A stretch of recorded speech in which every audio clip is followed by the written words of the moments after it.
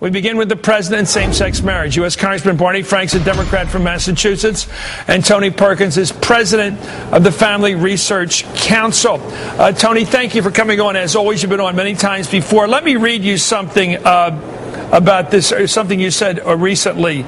You were asked about this. What would you say if one of your kids said that he was gay? And you said, I doubt that would happen with my children, as we are teaching them the right ways that they are to interact as human beings. Well, what do you mean by that? If your kid's gay, he's gay, right? What would you have to do with whether he's gay or not? Well, when you look at the social science research, there is not conclusive evidence that this is genetic or biological. It is a complex mix of environmental factors. And when you can control many of those environmental factors, you can teach your kids certain ways, you can protect them from certain experiences and certain things that can happen to them that could lead them down a certain path. So parents decide by the way they raise kids. It is a major factor. What the evidence suggests, it's environment that drives a lot of this. Not a choice. I didn't say choice, said environment. That clashes with a lot of thinking. Congressman Frank, what do you make of this statement by Mr. Perkins? Let me come to Dick Cheney's defense here, Chris. According to Mr. Perkins, it's Dick and Lynn Cheney's fault that their daughter is a lesbian. First of all, I don't think there's anything the matter with it. But secondly, the notion that Dick and Lynn Cheney parented in an inferior way to Mr. Perkins is just one more absurdity. No, I don't think the Cheneys' failures in some way to teach their daughter how to interact properly led to her being a lesbian. I know of no such evidence that says that the parents have an effect one way or the other. I don't know anybody for whom their sexual orientation wasn't involuntary, whether people are straight or gay. But there are a lot of very conservative people who've had gay and lesbian children, and for Mr. Perkins to be blaming the parents, the Cheneys, for example, for having a lesbian daughter, is just one more absurdity.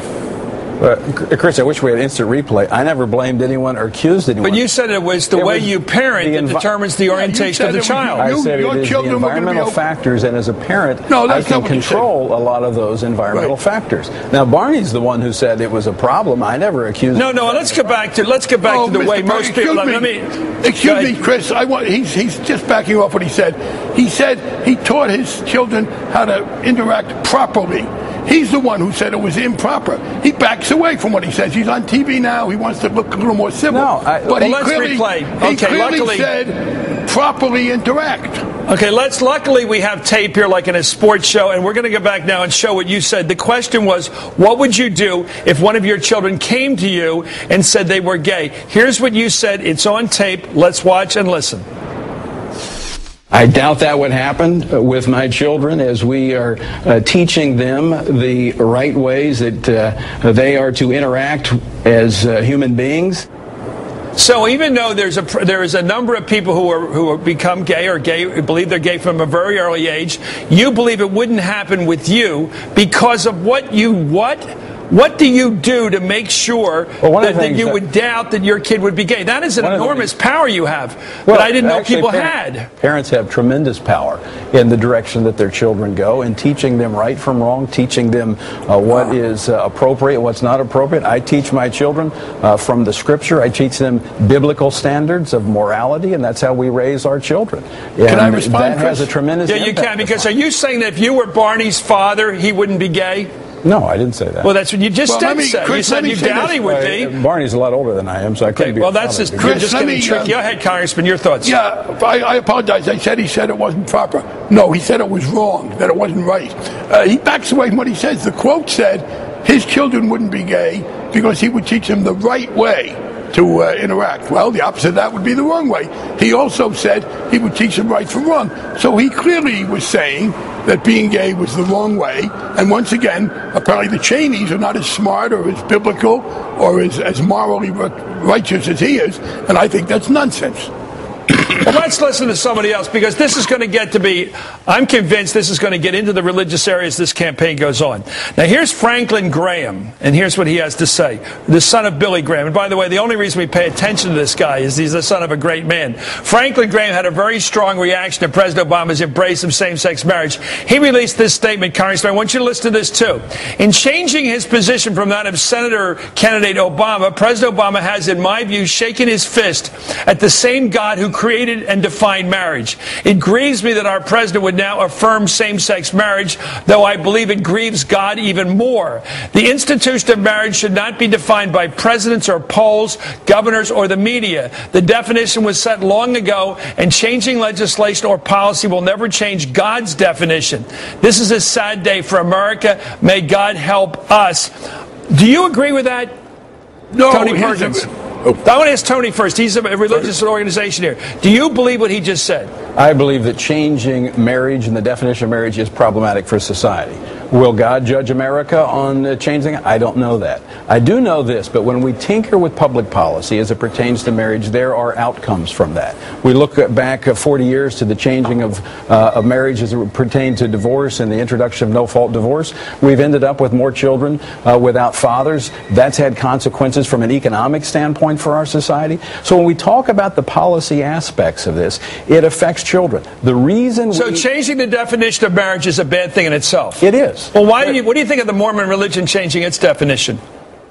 What does it change? It changed it from polygamy to monogamy. Was that bad in itself? That's in itself, was changing the rules bad in itself? You just said it was a minute. Want to play the tape again? You just said changing the rules of marriage is bad in itself. Yeah, they had to change the rules to in itself, but that was bad in itself. They had to change the rules. I'm just trying to get into the fact that not everything is always simple. Go ahead. Your thoughts, Mr. Frank. Well, first of all, you are on the right issue now. He says God decided it. As I have read in the Bible, the Old Testament, marriage was a contract between one man and at least one woman. Abraham, the founder of the religions, took a second wife because his wife couldn't give him children. And when the first wife gave him children, he kicked out the second wife and her child. There was polygamy in the Bible. The notion of one man, one woman was not only what God said. Secondly, Mr. Perkins said it's had social consequences. No, it has not. If people were concerned about divorce, they ought to be doing something about divorce. Actually, there would be a problem for the Republican Party, which has taken this anti-same-sex marriage issue, to take in any divorce issue, because so many of their leading figures have been divorced, in some cases a number of times. But the point is this. We have had same-sex marriage since 2004 in a number of states. Many millions of Americans have lived in societies for years where there was same-sex marriage. None of the negative consequences people like Mr. Perkins said have come true. There's been no higher divorce rate among heterosexuals. Again, it is illogical. The notion that because two women are in love, that's going to somehow undermine the marriage of a man and a woman in love makes no sense. And in fact, if you look at it empirically, there has been no negative evidence. Let them point to anything in any of the states that have had marriage. There hasn't been any. Okay, let's switch to the New Testament for a minute. More familiar territory for you and for all of us, I think. Let's go to this question. Not for me, Chris. No, not for you, Barney, but you're familiar with a lot of things you don't attest to. Let me ask you this. I am struck, as a straight guy, with these wonderful relationships that have come out of the closet, you could argue. People that have been together for 20, 30, 40 years. Women, they come out, they seem like the most familiar people in the world. They come out and they've been in love together, lived together, shared everything together for 20 years, 30 years. You can call that sin if you want, fine. That's a statement you can make. Anybody can make a statement. But the question, what do we do when they ask society for recognition? All they want is the love of society and the acceptance of their relationship after all these years. One woman in her 60s said, all we want before we die is for society to recognize our love. How can a Christian deny that and say that's a religious belief? I'm asking you. Well, why is that wrong for them to ask for that? Is it wrong for them to ask for it? Why has society recognized marriage? What has been the purpose of marriage? Well, there are many purposes. And they are? It's social organization. It's the way we humans have tended over the years to organize. And one of the marriages now may be gay marriage. It may be different kinds of marriage. It has been the place where children are created and raised in the next generation. And what we're talking about here is we make policy based upon the rule, not the exception. You can pick any anecdotal situation, one relationship, this relationship. That's not how we make policy. We make policy based on what's best for society as a whole. Right. The evidence is overwhelming. Children do best with a mom and a dad. They do best economically, educationally, and emotionally. A marriage is not just spawning. It's not just having kids. It's staying together. It's forming a family. Forming a family is what we're talking about here, and honoring a family. If a family's of a different... Go ahead. Your thoughts, Congressman. You're on. Well, again, Mr. Perkins makes very little sense. Nothing about letting me marry Jim is going to interfere with anybody else's ability and right to have children. First of all, of course, many marriages don't produce children. People who are beyond the age to have children marry. People who are infertile marry. So the notion that that's the purpose, it is to promote a whole lot of things. Stability. It is the rule. Yes, but it's one thing to say it's a rule, Mr. Perkins, another to say it is the purpose. That is what happens in most cases. I'm sorry, Mr. Perkins, please don't interrupt me. You've said it's the rule. You said before that, you never liked what you said. I'm sorry, but you say these things, then you back away. You said that was the purpose of marriage. There are a number of purposes, including promoting the love of two people to be together and to have someone to be with when they get older, etc.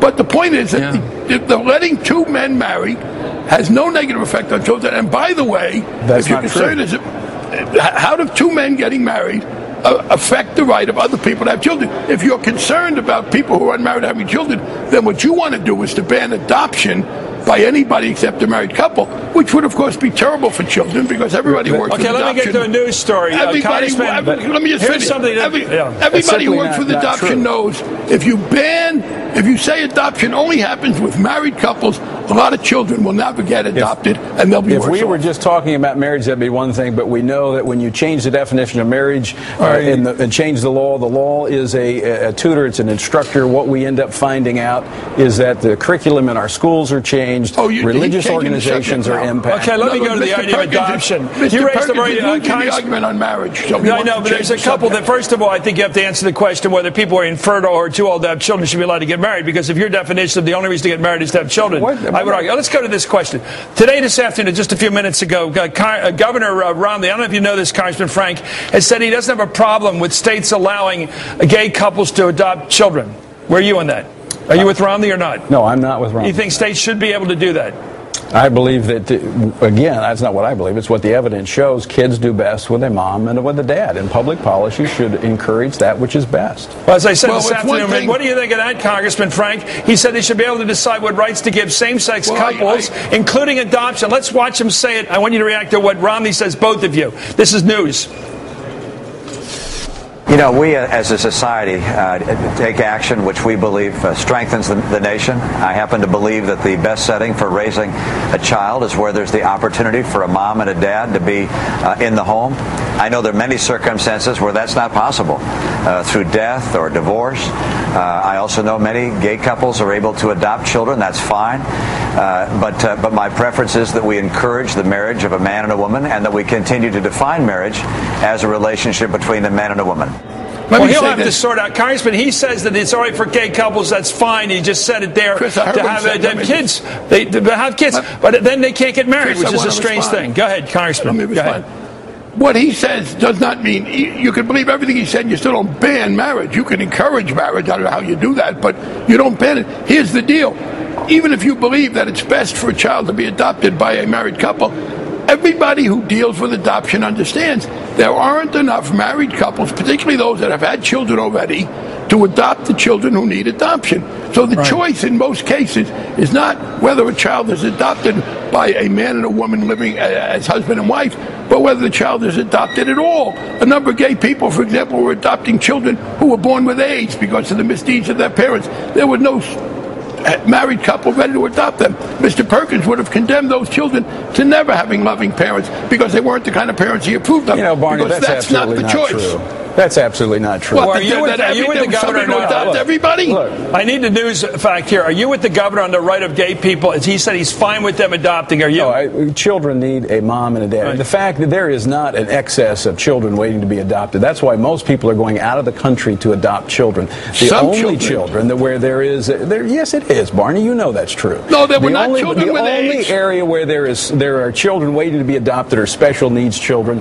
Right. Most parents are having to go out of the country to find find children to And there adopt. are, well, Mr. Perkins, unlike you, I don't discount special needs children. I don't discount either. children. Well, you just said that there were no such children, only special needs children and children with AIDS. And gay couples, loving gay couples, adopted children who had these problems, who couldn't be adopted by other people. If we made our adoption laws easier for couples to adopt in this country, we'd see a lot more adoption here. Okay, well, we have here is an interesting development. I know. Congressman Frank, please come back again and again. Thank you. And I think it's interesting that Congressman Frank and Governor Romney agree on the goodness of gay couples being allowed to adopt. And you are out on that one. You don't fit with them on that. I'm for kids getting a mom. But you don't want gay couples. You're not, to use the governor's words, you're not fine with gay couples adopting. No, I'm not fine. Okay, so interesting that you line up opposed to the governor, and Barney Frank is with the governor on this one.